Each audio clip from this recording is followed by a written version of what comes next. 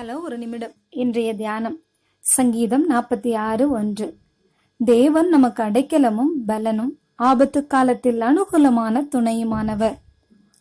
மத்திய கிழக்கு தேசத்தில் கர்த்தருக்கு பயந்த ஒரு என்ஜின் டிரைவர் இருந்தார்.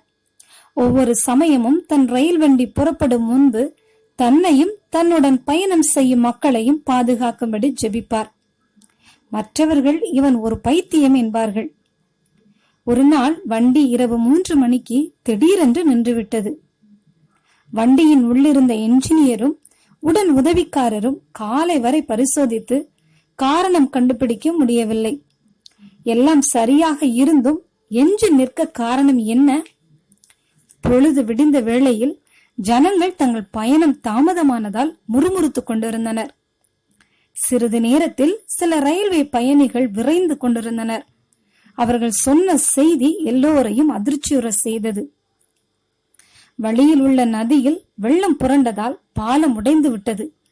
கடந்த இரவு வண்டி சென்றிருந்தால் அத்தனை மக்களும் மாண்டிருப்பார்கள் என்றனர். ஆம், உங்கள் ஜெபத்தை கேட்டு காக்கும் வல்லமை கர்த்தருக்கு இன்றைக்கும் உண்டு.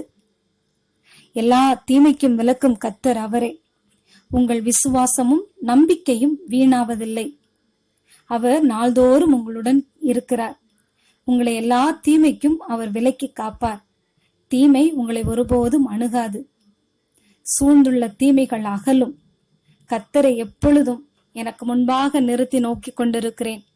அவர் என் வலது பாரசத்தில் நிற்கிறபடியால் நான் அசைக்கப்படுவதில்லை என்று தாவீது சொன்னது போல கர்த்தர் உங்களை எப்பொழுதும் காக்கிறவராய் உங்களோடு கூட இருப்பாராக.